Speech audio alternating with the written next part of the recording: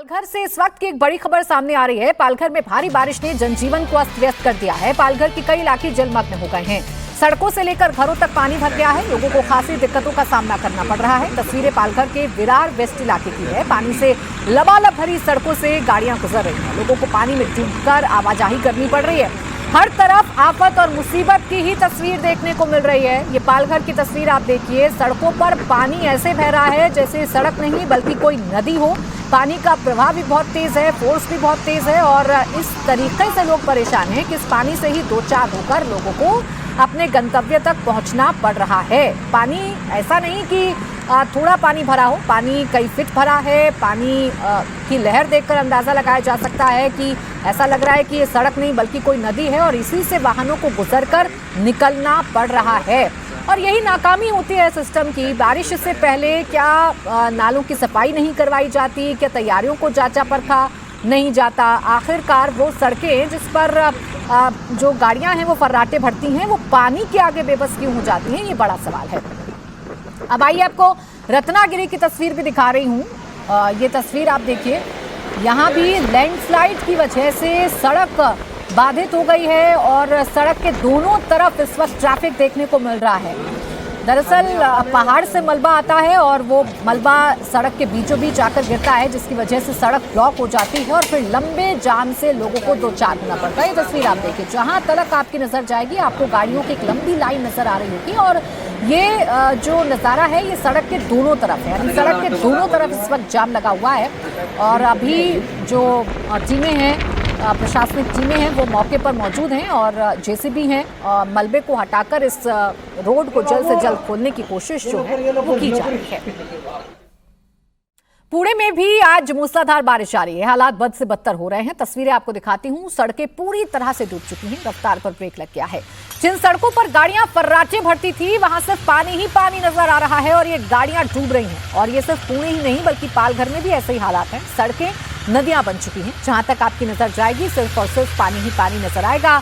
ये पालघर के विरार की तस्वीरें भी हैं और लोग देखिए इन्हीं पानी से गुजरकर या ऐसे ही पानी से गुजरकर अब निकल रहे हैं। गाड़ियां इन्हीं सड़कों से निकलकर गुजर रही हैं। अब जिन लोगों के ज़रूरी काम है, जिन लोगों के दफ्तर खुले हैं, उन्हें तो घर से बाहर निकलना ही होगा, उन्हें तो वाहन का इस्तेमाल करना ही होगा। कुछ लोग पैदल भी हैं, कुछ लोग पब्लिक ट्रांसपोर्ट का इस्तेमाल कर रहे हैं, तो कुछ लोग गाड़ियों का भी इस्तेमाल कर रहे हैं। लेकिन गाड़ियों का या पब्लिक ट्रांसपोर्ट का हाल क्या है वो आप देखिए। जो गाड़ियाँ खड़ी हुई हैं वो भी डूबी हुई हैं। ये देखिए आप, ये तस्वीर आप देखिए पालघर की है।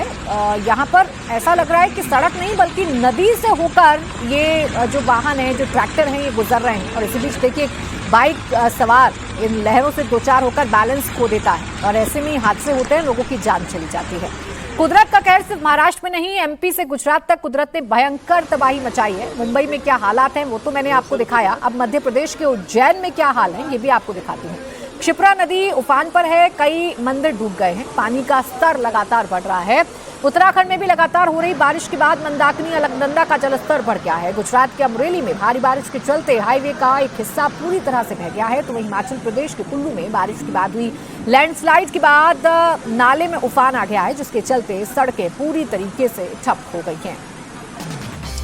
बात गुजरात की। गुजरात में मूसलाधार बारिश से हालात बिगड़ गए हैं। अमरेली में नदी के तेज बहाव में हाईवे का एक पूरा हिस्सा बह गया है। हाईवे बंद होने से 20 गांव का संपर्क टूट गया है। लगातार हो रही बारिश के चलते अमरेली में नदियां उफान पर हैं, जिसकी वजह से हालात बिगड़ते जा रहे हैं।